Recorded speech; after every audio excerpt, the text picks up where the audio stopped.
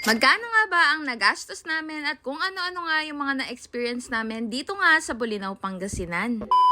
At dahil nga part 2 na to, pupuntahan nga natin ang Enchanted Cave, Patar Beach at Lighthouse. Inuulit ko nga, day tour lang yung ginawa namin kaya same day lang to. Pero napuntahan nga namin yung 4 na tourist spots. From Bolinao Falls going to Patar Beach is 21 kilometers at halos isang oras nga yung biyahe dyan. Kaya naman, nakarating kami ng Patar Beach ng 12:50 PM. Yun nga lang, sobrang low tide talaga ng mga oras na to. Kaya naman, ito nga yung dinatnan namin. Pero nga, may nakita kami nagsiswimming pa dun sa malayo. Kami nga mag-asawa, nagpapasya nga kami na day tour lang yung gawin namin kesa nga overnight. Parang nga yung budget namin sa bahay ay parang nga sa next trip na lang. And from Patar Beach nga, papunta ng Enchanted Cave is 6.5 kilometers nga or nasa 14 minutes nga na drive. At dahil nga hindi kami nagtagal sa Patar Beach, ay nandito na kami sa Enchanted Cave ng 1:10 PM. Sa labas nga dito, may mga mabibila na mga souvenirs. At ito nga yung sabi ni Kuya tungkol nga sa Enchanted Cave. Dito may entrance po.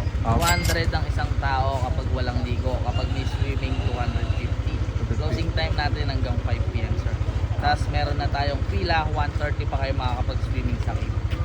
1:30. Yes, po. Kung willing to wait naman kayo, may mga pool area, pwede na po agad kayong maligo dun. O kaya maglibot po na. Pag sa cave lang po maliligo, Basta 20. maligo, sir, kasama na yun. Ilang oras po? Tigta 30 minutes po bawat batch dun sa loob ng cave. Tapos kung wala naman nakasunod, pwede naman kayo umulit. Pila, no? Pero malabo po yung walang kasunod. Depende ma'am kasi hindi naman ganun karami ngayon nagtao. Kahit na weekend, baka next weekend marami kasi long weekend next weekend. Oo. Ngayon kasi may mga pasok-pasok pa kaya. Yung Enchanted Cave kasi, hindi pala yung cave lang, no? Marami Mga siya. Pool, parang park and ano na siya, resort gano'n. Sige po. Sige po. Gusto nga namin mag-swimming sa cave, kaya nga ang binayaran namin is 250 pesos each. Plus 15 pesos nga sa parking ng motor. Sa entrance nga pala, bibigyan kayo ng color coding na bracelet. Mga magsiswimming nga, kulay blue. Sa sightseeing lang is kulay red. So, ang total nga namin dito sa Enchanted Cave is 515 pesos. Kung hindi pa nga kayo nanananghalian, nga ditong kusina sa kuweba. Kami nga, kumain nga lang kami sa parking ng baon naming biskwit at itlog. Ang ganito talagang namamasyal, bukod nga sa tipid. Ay gusto nga namin hindi nga mabigat sa tiyan yung mga kinakain namin. Papunta nga pala ng mismong cave, may mga dadaanan ka pa nga na mga coral rocks and fossil clams. Yung Enchanted Cave kasi, hindi lang siya basta kuweba. Kaya nga, itutur ko pa kayo kung ano nga yung nasa loob ng resort na ito. From the entrance nga, papunta nga ng mismong cave. Sa 5 to 10 minutes nga yung nilakad namin. At bago nga pumasok ng kuweba, bibigyan kayo ng helmet at life jacket. Pero nga, wala nang bayad yan. Natatawa na nga lang ako sa mga taong lumalabas sa cave, hingal na hingal. Kaya dito pa nga lang nagdadalawang isip na ako kung papasok pa ba kami. Pero dahil bayad na nga kami, wala na kaming choice. Ituloy na nga namin to. Medyo madilim nga dun sa mismong papasukan nyo. Tapos nga medyo makipot pa siya. Para bang nakakatakot ngang bumaba. Kaya nga pinauna ko nga muna yung asawa ko. May hagdan naman na mga dadaanan dito at may hawakan. Hindi din naman madulas yung hagdan. At kung ako nga sa inyo, wag na wag nyo aalisin yung helmet nyo dito. Baka mauntog kayo sa mga bato. May nagbabantay naman dito sa baba. Tapos nga kung may mga gamit nga kayong dala is ilalagay lang doon sa may upuan. At kapag nakababa na nga kayo dito, pinapaalis na nila yung helmet kapag magsiswimming na. At ito na nga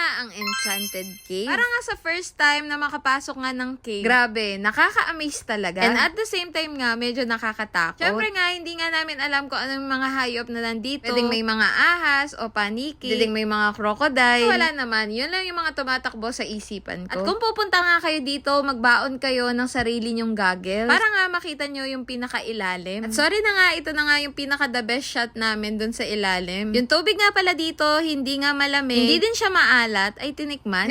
Medyo lang. Nga namin dun sa guide, halo nga daw siya ng fresh water at salt water. At may konting ihi na rin ng paniki. Hindi, joke lang. Yung mga karato lang nga rin pala at lobby dito na no entry. Tapos nga, ito nga yung makikita mong mga rock formation sa taas. Yung mga tinatawag nga na stalagmites at stalactites. Tama ba? Basta nga, isearch nyo na lang. At isa pa nga sa pagmamalaki ng cave na to is napakalinaw nga nung tubig. Pasok nga kami dito ng 1:25 PM. At nung nasa loob na nga kami, wala namang ganong taong pumapasok. Kaya naman, nag-enjoy talaga kami sa pagsiswimming dito. Sabi nga, nasa 8 feet to 10 feet nga daw yung lalim ng tubig dito. Hindi nila pinapaalis yung life vest. Pero may mga gilid naman ito na pwede ngang upuan. At nung mag-record naman kami ng time-lapse, tingnan nyo naman, ang ganda talaga. Hindi mo nga akalaing malalim to kasi napakalinaw talaga ng tubig. Dahil nga walang ganong tao, halos naka-1 oras nga kami sa loob. At dahil nga parang resort yung Enchanted Cave, iba-iba nga tong pasyalan sa loob. At balita nga namin, may malaking ang cruise dito, kaya nga papanik kami sa taas. Maganda nga dito kasi napapaligiran talaga ng maraming puno at halaman. Hindi na nga kami nagmamadali dito kasi ang pupuntahan na nga lang namin mamaya is yung lighthouse. Habang papanig nga kami, may mga nadadaanan kami ng mga verses sa Bible. Tapos may mga ganito pang sightseeing tulad nga ng Tacloban. Medyo naliligaw na nga kami, buti na lang may map sila at mga karatula dito sa taas. At ito na nga yung view deck nila at napakalaki talaga nung cross. Meron pa nga yung hagdan sa likod na pwede ka nga daw pumanik. Hindi ko na nga matandaan yung presyo, parang nasa 100 plus. Pero hindi na nga rin kami pumanik dahil mainit na nga din. At tingnan nyo naman yung dadaanan namin pababa. Talagang ang ganda talaga dito sa may Enchanted Cave. Bukod kasi sa kuweba, may mga ganito pang sightseeing. Tapos nga kung gusto mo pa nga mag-swimming, meron pa nga sila ditong pool. Tapos nga pagkababa nga namin, meron nga sila ditong unggoy. Tapos nga meron nga rin sila ditong mga koi fish. Kung pupunta nga kayo ng Bolinao, huwag niyong palalampasin talaga yung Enchanted Cave dito. Maganda nga yung experience namin at sulit na sulit talaga yung babayaran mo. Bago nga kami umuwi, dadaanan nga muna namin itong lighthouse. Ayun nga, nagbayad na kami ng environmental fee na 40 pesos. Papunta nga kami noon ng Bolinao Falls. Hindi na nga kami magbabayad ulit dito sa may lighthouse. Basta nga, ipapakita mo na nga lang yung ticket na binigay nga sa'yo kanina. Maganda nga pala magpunta dito sa may lighthouse ng bandang hapon. And from Enchanted Cave nga, 5.6 kilometers nga yung binahin namin papunta nga dito sa may lighthouse. Hindi nga pala makakapasok yung mga motor dito at sasakyan. Pero dun sa may mga tiyanggi nga ay may free parking. At medyo matarik nga yung daan dito pataas. Pero kaya naman kahit mabagal lang. At ito na nga ang napakataas na lighthouse ng Bolinao, Pangasinan. Dito nga sa taas, ito nga yung makikita mong view ng dagat. At dito na nga ako